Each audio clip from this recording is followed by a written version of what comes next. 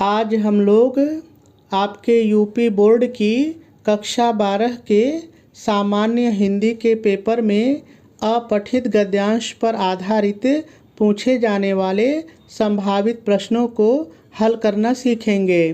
ध्यान रहे, जो बच्चे साहित्यिक हिंदी पढ़ते हैं यानी जो बच्चे कला वर्ग के हैं, आर्ट साइड के हैं, उनके पेपर में अपठित गद्यांश पर आधारित प्रश्न नहीं पूछे जाते हैं। ठीक है, तो चलिए सबसे पहले हम लोग एक बार प्रश्न को पढ़ लेते हैं, प्रश्न को थोड़ा सा समझ लेते हैं, फिर उसके बाद हम लोग इसको हल करना सीखेंगे। तो देखिए, पहली बात तो ये है कि ये प्रश्न आपके 10वें नंबर पर आता है। देखिए, यहाँ पर एक चीज़ जान लेना बहुत ज़रूरी है कि जब भी आप कोई प्रश्न हल करने जा रहे हैं तो उसकी सूचना को बहुत ही ध्यान से पढ़िए। सूचना को पढ़ने के बाद ही आप प्रश्न को हल कीजिए। देखिए, ऐसा इसलिए कि कभी कभी जो सूचना हम आपको YouTube पर बताते हैं आपके पेपर में थोड़ा बदल करके आ जाती है। ठीक है, इसलिए आप प्रश्न की सूचना को किसी से सुन करके ही सीधे उत्तर मत लिखिए। सूचना को पहले पढ़िए, प्रश्न कोई भी हो, चाहे पहला हो चाहे आखिरी हो, सूचना को पढ़िए, उसके बाद ही आप इसको हल करिए। ठीक है, तो देखिए प्रश्न कह रहा है अपठित गद्यांश। देखिए, अपठित गद्यांश का मतलब ऐसा गद्यांश जिसको आपको आपकी कक्षा में नहीं पढ़ाया गया है, जो आपके पाठ्यक्रम में है ही नहीं, वो अचानक से आपके पेपर में दे दिया गया है, उसको हम कहते हैं अपठित गद्यांश। ठीक है, तो अपठित गद्यांश पर आधारित निम्नलिखित प्रश्नों के उत्तर दीजिए। और देखिए, इस तरह से प्रश्न के नीचे आपके पेपर में 2 गद्यांश दिया रहेगा। देखिए, कभी कभी ऐसा भी होता है कि एक ही गद्यांश आता है आपके पेपर में। पिछले साल प्रयागराज में 302 DN करके जो पेपर कोड था उसमें एक ही गद्यांश था, लेकिन अमूमन 2 गद्यांश होते हैं और आपको कोई एक ही हल करना होता है। ध्यान रहे, कोई एक ही हल करना होता है। देखिए, इस तरह से गद्यांश दिया रहता है और गद्यांश के नीचे इस तरह से 3 प्रश्न दिए रहते हैं। देखिए, ये जो 3 प्रश्न रहते हैं इसमें एक प्रश्न 1 नंबर का होता है, बाकी 2-2 नंबर के होते हैं। इस तरह से कुल मिलाकर के 5 नंबर का होता है। देखिए, इन तीनों में से कोई भी प्रश्न 1 नंबर का हो सकता है और कोई भी 2-2 नंबर का हो सकता है। ठीक है, और इन प्रश्नों का उत्तर लिखना बहुत ही आसान होता है क्योंकि इनके उत्तर आपको गद्यांश में ही मिल जाते हैं। बस आपको गद्यांश थोड़ा सा ध्यान से पढ़ना होता है और उत्तर खोजने की कोशिश करनी होती है। देखिए, इसके पहले भी हम लोग गद्यांश पर आधारित प्रश्नों को हल कर चुके होते हैं, लेकिन वो हमारी किताब का होता है, जो गद्यांश में दिया रहता है उसको हम लोग हल करते हैं। ठीक उसी तरह ये भी हल करना होता है। बस फ़र्क इतना होता है कि पहले वाला गद्यांश आपको आपके गुरुजी कक्षा में पढ़ाए होते हैं और ये अचानक से आपके पेपर में आ जाता है, लेकिन दोनों के उत्तर आपको गद्यांश में ही मिलते हैं। तो चलिए, मैं क्रमशः एक एक प्रश्न पढ़ता हूँ और इसका उत्तर ढूंढ करके लिखने की कोशिश करता हूँ। आप भी मेरे साथ देखते रहिए। तो देखिए, पहला प्रश्न आपसे कह रहा है मंगल की सतह पर चट्टानों में किस तत्व की प्रधानता है। तो चलिए देखते हैं कि जो मंगल ग्रह है उसकी जो ज़मीन है, जो सतह है, उस पर जो चट्टानें हैं उसमें कौन से पदार्थ की अधिकता है, प्रधानता है। तो गद्यांश को पढ़ करके खोजते हैं। तो देखिए, गद्यांश कह रहा है वैज्ञानिकों का मानना है कि पृथ्वी पर सर्वप्रथम अस्तित्व में आने वाले एक कोशिकीय जीव अमीबा एवं पैरामीशियम के जन्म के पीछे मीथेन ही कारक रही है। प्राप्त जानकारी के अनुसार मंगल की सतह पर, देखिए मिलने लगा, मंगल की सतह पर स्थित चट्टानों में लौह तत्व की प्रधानता है। हमारा उत्तर मिल गया। अब लिखेंगे कैसे, ये भी जानना बहुत ज़रूरी है। तो चलिए सीखते हैं।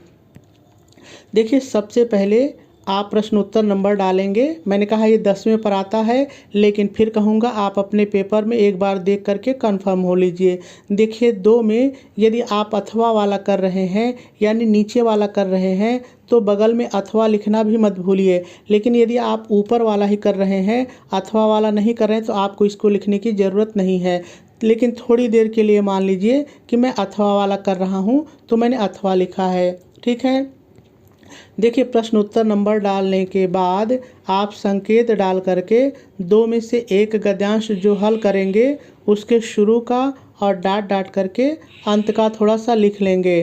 देखिए यहाँ पर एक प्रश्न आपके मन में बनना चाहिए कि जब एक ही गद्यांश आए तो क्या करें।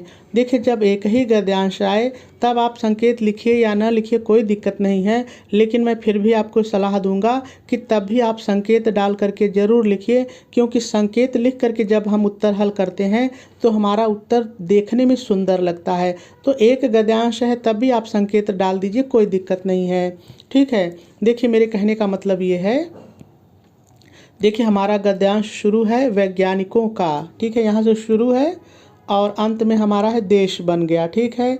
वही चीज़ मैंने यहाँ पर लिखी है, देखिए वैज्ञानिकों का देश बन गया, ठीक है। देखिए अब संकेत डालने के बाद आप एक लाइन छोड़ देंगे। देखिए जब भी कोई नई चीज़ लिखिए तो एक लाइन छोड़ दीजिए कम से कम, ठीक है। उसके बाद उप नंबर डालेंगे। देखिए ये मुख्य नंबर है प्रश्न का और ये उप नंबर है, ये आपको यहाँ पर मिल जाता है। देखिए आप अपने पेपर में देख लीजिए, रोमन है तो रोमन, अगर क ख लिखा है तो क ख, तो यहाँ रोमन ही लिखा है तो मैंने रोमन ही यहाँ पर डाला हुआ है, ठीक है। उप नंबर डालेंगे और लिखेंगे मंगल की सतह पर चट्टानों में लौह तत्व की प्रधानता है, और पहला उत्तर पूरा हो जाएगा। चलिए दूसरा देखते हैं। तो देखिए दूसरा प्रश्न आपसे कह रहा है मंगल ग्रह की मिट्टी किस कारण से लाल है। तो देखते हैं कि मंगल ग्रह की मिट्टी किस कारण से लाल है। देखिए चूँकि मैंने पहले उत्तर खोजा हुआ है तो मुझे पता है, मैं आपको सीधे सीधे दिखा देता हूँ, समय ज़्यादा जाएगा। देखिए आपको यहाँ दिख रहा है मिट्टी लाल है, दिख रहा है ना, इसका मतलब है कि हमको इसका उत्तर इसके पीछे आना पड़ेगा तभी मिलेगा। तो जब आप देखिए यहाँ पर आते हैं तो यहाँ से आपको उत्तर मिलता है। अब यहाँ पर एक चीज़ आपके मन में आ रही होगी कि सर पहले का उत्तर तो आपने यहाँ बताया था, तो क्या दूसरे को भी शामिल करेंगे। हाँ, क्योंकि जो हमारा दूसरा प्रश्न है बिना इसको शामिल किए पूरा ही नहीं होगा। तो भले ये पहले का उत्तर है लेकिन हम दूसरे में भी इसको ऐड करेंगे। तो देखिए क्या उत्तर मिलेगा, मंगल की सतह पर स्थित चट्टानों में लौह तत्व की प्रधानता है, फलस्वरूप हवा की उपस्थिति में वहाँ जंग लगने की प्रक्रिया स्वाभाविक रूप से चलती रहती है, इसी कारण इस ग्रह की मिट्टी लाल है। इस ग्रह की मतलब मंगल ग्रह की, प्रश्न ने कहा था मंगल ग्रह तो इसको बदल के कहेंगे मंगल ग्रह, ठीक है। अब लिखेंगे कैसे, देखिए आप पहला जब उत्तर पूरा हो जाए तो फिर एक लाइन छोड़ेंगे, उप नंबर डालेंगे और देखिए मंगल की सतह पर स्थित चट्टानों में लौह तत्व की प्रधानता है। इतना आपको सेम मिलेगा पहले में भी, लेकिन आपको घबराना नहीं है, ठीक है।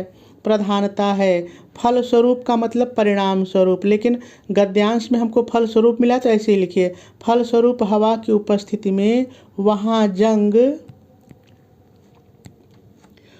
जंग लगने की प्रक्रिया स्वाभाविक रूप से चलती रहती है, इसी कारण मंगल ग्रह की मिट्टी लाल है। देखिए जरा सा समझिए, मंगल ग्रह पर लोहा अधिक पाया जाता है और जब लोहे में मूर्छा लगता है, जंग लगता है तो लाल हो जाता है।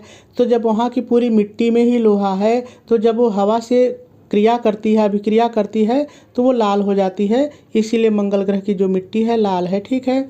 चलिए अगला प्रश्न पढ़ते हैं। अगला प्रश्न आपसे कह रहा है पृथ्वी पर सर्वप्रथम अस्तित्व में आने वाले जीव कौन कौन हैं, ठीक है। देखिए मुझे याद है कि जब मैं पहली लाइन पढ़ रहा था तो ये शब्द कुछ आया था। चलिए देखते हैं पहली लाइन। देखिए यहाँ आपको उत्तर मिल जाएगा, पृथ्वी पर सर्वप्रथम, यही प्रश्न पूछ रहा है कि पृथ्वी पर सर्वप्रथम अस्तित्व में कौन से जीव आए। तो पृथ्वी पर सर्वप्रथम अस्तित्व में आने वाले एक कोश की जीव अमीबा एवं पैरामीशियम हैं, ठीक है। अब लिखेंगे कैसे, चलिए देखते हैं। तो देखिए आप उप नंबर डालेंगे और लिखेंगे पृथ्वी पर सर्वप्रथम अस्तित्व में आने वाले एक कोशिकीय जीव अमीबा एवं पैरामीशियम हैं, और ये उत्तर भी आपका पूरा हो जाएगा। तो देखिए गद्यांश पर, जो अपठित गद्यांश पर आधारित प्रश्न होते हैं बहुत सरल होते हैं। मैं इस गद्यांश के माध्यम से केवल आपको तरीका बताना चाहता था, आप अपने से कोशिश कीजिए ज़्यादा से ज़्यादा गद्यांश हल करने की, ठीक है। तो मेरे ख्याल से बात आपको समझ में आ गई होगी।